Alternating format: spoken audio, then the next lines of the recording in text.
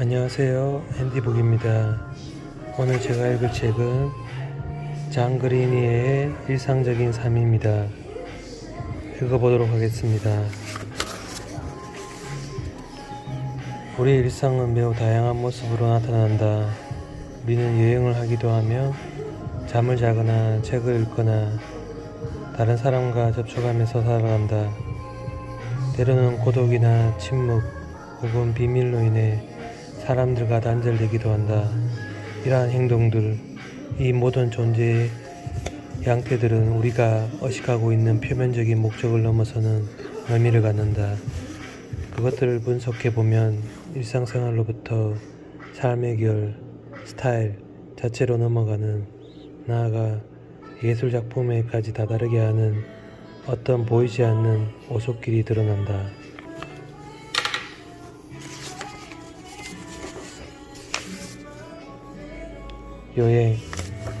여행이란 리틀의 사전에 따르면 어떤 곳에서 멀리 떨어진 다른 곳에 이르기 위하여 옮겨가는 과정이다. 여기서 위하여라는 말을 강조해야 한다. 여행은 의도적인 행위이기 때문이다.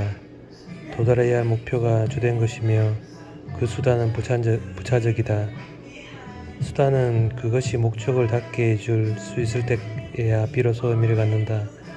한 곳에서 다른 곳으로 이동이 바로 여행이므로 중요한 것은 목적지다. 시간은 공간의 이동에 필수적이다. 하지만 그것은 공간 이동에 종속되어 맞추어져 있다. 그래서 사람들은 출발지나 도착지에서 가능한 한 오래 체류하려고 이동 시간을 단축시키려 한다. 여행의 역사는 곧 이러한 시간 단축의 역사다. 시간은 교통수단을 가속화함으로써 또는 직선거리의 여정을 택함으로써 단축된다. 때로는 굳이 이동하지 않아도 되게 해주는 어떤 기지 같은 것을 설치하며 정보의 전달이 사람의 이동을 대신하기도 한다. 그렇다고 해서 물리적인 거리가 완전히 없어지는 것은 아니다. 다만 순수한 정신에 의해서는 두 지점 간의 거리가 극복될 수 있을 것이다. 연민을 통한 혹은 우정이나 사랑에 의한 두 존재의 결합 같은 것을 우리는 예감할 따름이다. 그럴 때 사람은 자기 몸에 있는 것이 아니라 자기의 사랑이 있는 곳에 존재하게 될 것이다. 한 단계 높은 차원에서 편재성이라는 하늘이 내린 능력이 여행의 필요성을 없애버린다. 생 앙투안 드 파두는 부당하게 고발당한 자기 아버지를 변호하느라 그가 거처하던 도시 파두와 태어난 도시 리스본 두 곳에 동시에 존재했다. 심지어는 시간의 법칙과 공간의 법칙을 모두 뛰어넘는 존재들도 생각해 볼 수 있다. 성 토마스 아퀴나스에게 천사는 이동하지 않고서도 자신이 있는 곳을 떠나 다른 장소로 옮겨갈 수 있는 존재다. 이렇게 본다면 여행이란 시체로서의 자신을 부인하려는 특성을 갖는 하나의 의식적인 행위이다.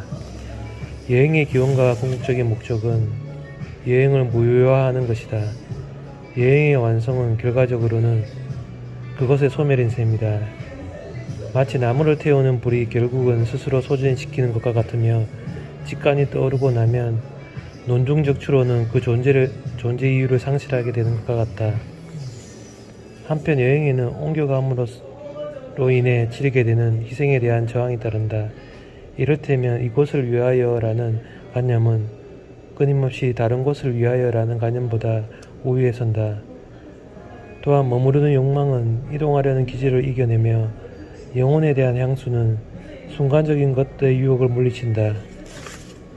시베리아 횡단 여행자나 원양 항해자도 결국은 정착한다.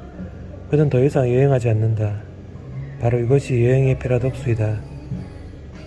존재의 관점에서 바라보고 의도된 변화, 존재를 상정했을 때 실제하는 그 변화가 이제는 존재 그 자체로 탈바꿈하기에 이른다. 상업적인 목적으로 여행하는 자는 자신의 습관에 집착한다. 그는 이전에 그 호텔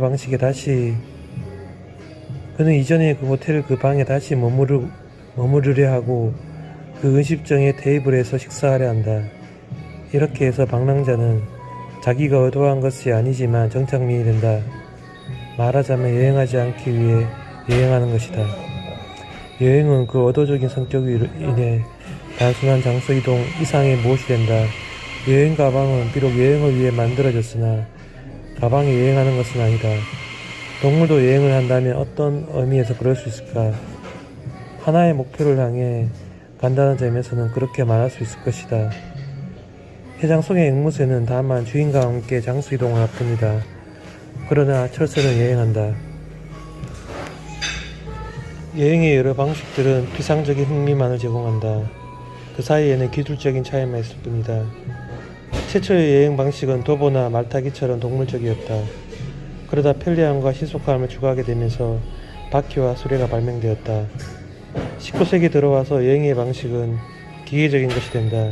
증기, 전기, 석유 등을 사용하는 기계에 힘입어 여행은 점점 정기적인 것이 될 수 있었다. 하지만 심리적 관점에서 보면 이러한 여러 운송 방식들 사이에 본질적인 변화는 없다.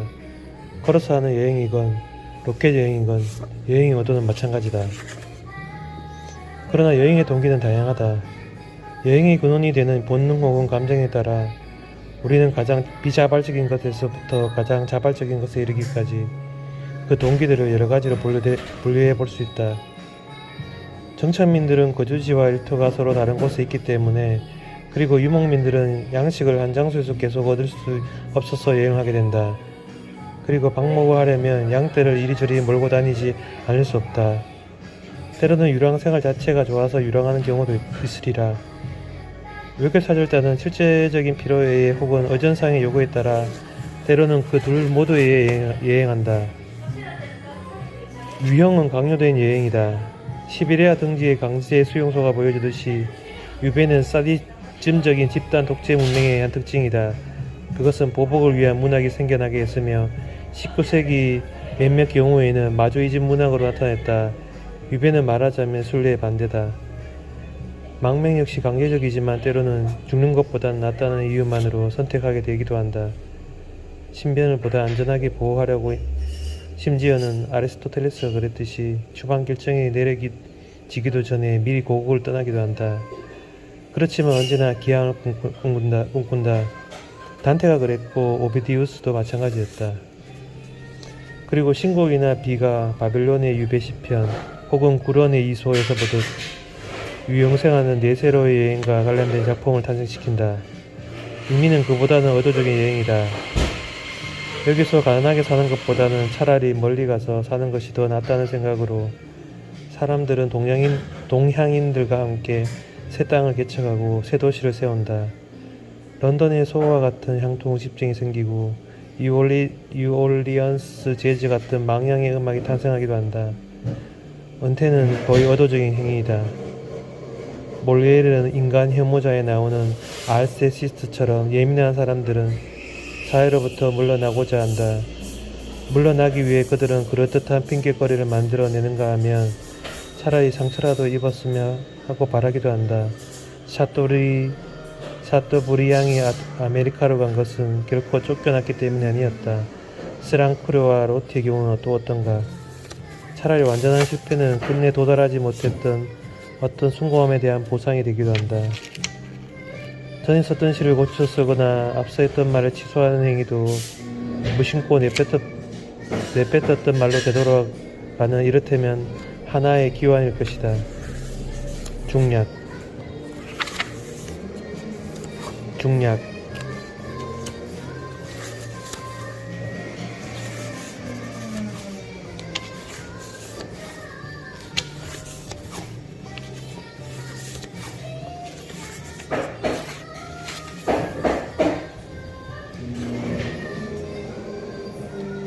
인생이 여행에 비견될 수 있을까? 그 비유는 철학자들이나 종교인들이 사용해 보았다. 보시의 말에 따르면 인간이란 자기가 지나가는 장소에 멈춰서서 그곳의 아름다움을 음미해 보고자 하지만 걸어라 하고 외치는 어떤 준엄한 힘 때문에 그러지 못하는 나그네다. 이렇게 해서 인간은 자신의 두려움을 떨게 하고 끝내 삼켜버리고 야말 10년의 그때 어김없이 도달하는 것이다. 그럴 때에는 인생이라는 여정은 쇠사슬에 발목이 묶인 채로 크레물린 비세트르의 유치장에서 툴롱의 도용장으로 끌려가는 도용수들의 그것에 비유될 수 있을 것이다. 그러나 여행이 꼭 이렇게 극단적인 성격만을 갖는 것은 아니다. 여행자, 세일즈맨, 행상인들이 그들 마음에 드는 도시에서 언제나 멈출 수 있는 것이 아니라 해도, 또 비록 시간표나 일정에 의해 제약을 받는다 해도 그들은 휴식이라는 은혜를 누리기도 하며 때로 여행 코스를 변경할 수도 있다. 한 국가의 장관들이나 지도자들도 이동하는데 일정한 재량권을 가지며 또 오전상의 절차가 무시되는 것도 충분히 예상할 수 있는 것이다. 중략.